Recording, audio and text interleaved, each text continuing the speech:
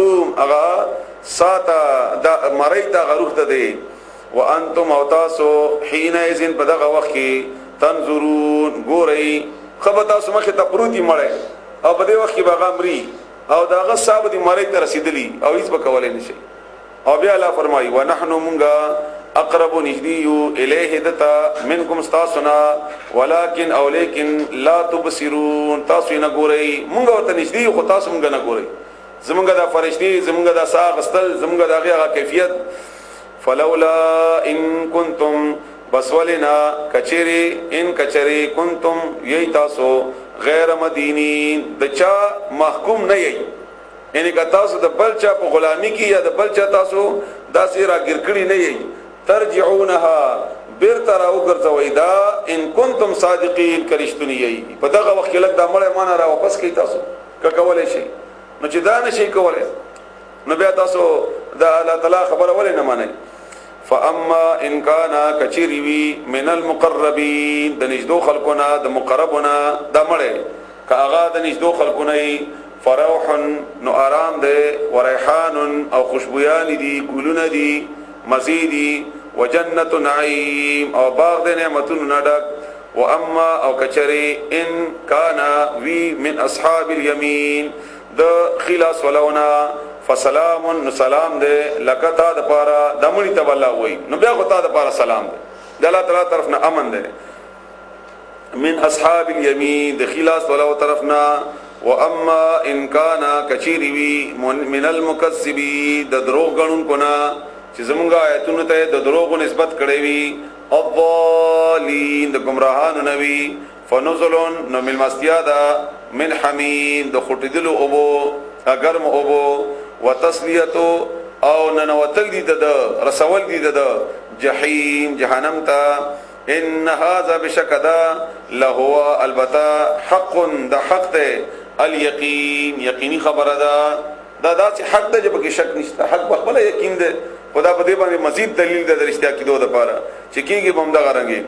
فسبح بس باقی بیان کا بسم ربک العظیم ونم در بخبل چلو شان ولده لوی د عزت داغه لوی د مرتبه داغه بسم الله الرحمن الرحیم سوره حدید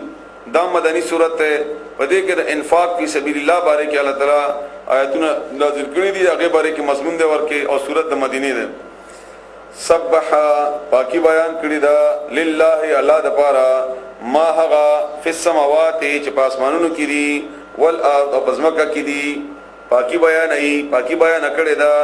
هغه چې اسمانونو او پزماکه کې دي وهو او هغه العزیز او زورور دی الحکیم خاوند حکمت ولده له هغه د پاره ملک السماوات بادشاہی د اسمانونو والارض او د زمکه یحیی اغا ژوند کول کوي او یمیت او مړ کول کوي وهو او هغه على كل شيء په هر شی باندې قدیر قادر دی هر یو کار کون کړي هغه ته رکاوټ اچون کې څوک نشتا هو الاول هغه اول دی والاخر او اخرنه دی والظاهر او کار دی والباطن او پټ دی وهو او هغه بكل شيء عليم په هر شی باندې په دی رسول الله صلی الله علیه و سلم یو دعا ده مسلم شریف کې دا ذکر ده ترمذی کې هم ده ابو هريره نے روایت ته او عائشہ رضی الله تعالی عنها هم چې الله تعالی رسول الله صلی الله علیه وسلم دا دعا کوله انت الاول فليس قبلك شيء فاولي ثاني مخکې شي نشته وانت الاخر او تاخرنی فليس بعدك شيء نتانا ورستم شي نشته دي هر څه به ختم شي او ته به باقی پاتې شي هیڅ شي نه او ته موجود وي وانت الظاهر او ته ظاهري فليس فوقك شيء نشته تانا برت شي د ښکارا کېدو او د اوچتېدو او د مرتبه وانت الباطن او ته پټي فليس دونك شيء نشته تانا علاوه بل شي دا د بهترین تشریح ده د رسول الله صلی الله علیه وسلم دا حدیث جی د دې آیاتونو بعض آیاتونو چې کوم درجه رسول الله صلی الله علیه و آله وسلم خودلې دا چې دې کې دا فائدہ ده لکه سو آیات کرسی کې هم دا غرنګینور هم دا غرنګي په هغه آیاتونو کې یو آیت دا هم ده چې دا آیت څو کول ولی د لپاره 1000 تک دا شو لکه زر آیتونه اولستل او دا د اسماء الحسنا برکت دي د اسماء الحسنا په بنیاد باندې لکه څنګه چې سورته حشر کې ورستو برازي پاغه کې اخیری ادري آیتونه دي پاغه کې اسماء الحسنا دي دا غین برکتونه دي الله تعالی دې تاسو ته نصیب کړي هو الذی الله غزات خلق السماوات چې پیدا کړی دي اسمانونه والارض او زمکا فی 6 ایام پشپغ ورځو کې ثم استوى او بیا برابر شو علی العرش پاش باندې يعلم پویږي ما په هغه څه یلیجو چې ننوزی فی الارض پسمکه کې داخليږي پسمکه کې وما او هغه یخرجو چې راوزی من هذا اغینا کاغه بوټی دی کاغه وبدی کاغه ونه دا کاغه څاروی دی کاغه انسان دی د قبر په صورت کې او بیا پیدا کیدو په صورت کې هر یو صورت چې دی وما ابهغا ينزلو چرا رازي من السماء دبرنا راكوزيگي دبرنا وما ابهغا يعرجو چخيجي فيها بدي اسمان کی کعمل ندی کا دعاګانی دی کا فرشتي دی او کا پریان دی او کار چي دی وهو ابهغا معكم تاسو سره ده اينما هر ځای کې کنتم چي تاسو والله ولا تعالی بما تعملون اغملنا چې تاسو کوي بصیر لیدون کړي بنا ده له عمد الله د پاره ملک السماوات بسید الاسمانونو والارض او دزمکی والى الله او الله تعالی طرف ته ترجع الامور واپس کړل بشي اټول کارونه اخیری فیصله الله سره ده یولج الليل اغنا نباس شپا فی النهار بورز کی ویولج النهار او داخلی ورزا فی الليل بشبی کی وهو او هغا علیم په ده بذات الصدور پرازونو د سینو یا په خوندانو د سینو د هر سینې خوند هغه خبر ده چې دا هغه په ژوند کې څه خبر ده او څه اراده ده امنو ایمان راوړی بالله تعالی تعالی باندې ورسوله او داغه پیغمبر باندې وانفقوا او خرچو کوي مما دهغنا جعلکم چغه جوړ کړی تاسو مستخلفین جانشینان خلیفگان فيه پدې کې فلذین بسغ کسان امنو چې ایمان راوړل دي منکم استاسنا وانفقوا او خرچ وکړو لهم اغوی د پاره اجر کبیر بدل دې ډېر لوی ومالکم او تشوی دی پتاسو لا تؤمنون چې ایمان نه راوړی تاسو بالله بالله والرسول او پیغمبر يدعوکم دعوت درکې تاسو ته راغواړي تاسو لتؤمنوا دې لپاره چې تاسو ایمان راوړی بربکم خپل رب باندې وقد پتاکیک سرا اخذا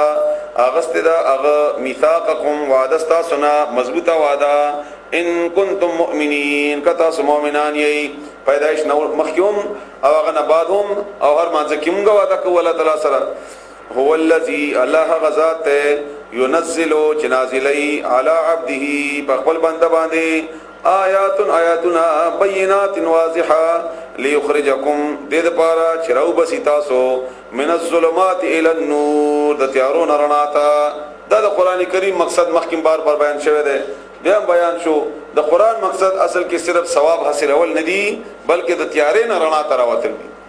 او دا مقصد د قران کریم کچېری قران نمونګه دا کار نه خلو صرف د ختمونو او د دمونو او د تعویذونو په غاړه کې اچولو او دا کار ته خلو دا د قران کریم مقصد نه دی دغه فائدې شته فائدې په هر انداز کې شته چې کوم انداز کې ته نه اخلي خدا الله تعالی دې د پاره راستول نه دی د اصل مقصد د تیارې نه رڼا تر راوتل دي وان الله وبشکل تعالی بكم پتا سبحانه لرؤوف ډیر مهربان دی رأفت نرمی کونکه رحیم او رحم کونکه دی ومالکم او تشوی دی پتا سو الله تنفقوا چې خرج نه کوي فی سبیل الله د الله بلا رکی ولله او الله د پاره میراث السماوات میراث د اسمانونو پاتې کېدل دي د اسمانونو والارض او د زمکی دغه چې کته څومره جمع کینو زیب بیا وستا بچین واسی او بیا د غرنګ دا ټول ولار شي الله ته وفاتی لا یستوی ندی برابر منکم استاسنا من اغثوک انفقا چې خرچ وکړو من قبل الفتح مخکې د فتح کې دود مکینا وقاتل او جګړه وکړه هغه جګړه او هغه خرچه د دې ورستنی خرچې کوونکو سره برابر نه ده چې هغه وخت ډیر زیاته تکلیف و ډیر زیاته سختی و ډیر زیاته ضرورت رسول الله صلی الله علیه وسلم ته او امکان هم د ګټې نو کچا ور کول او چا جهاد کو نو 100% اخرت د پاره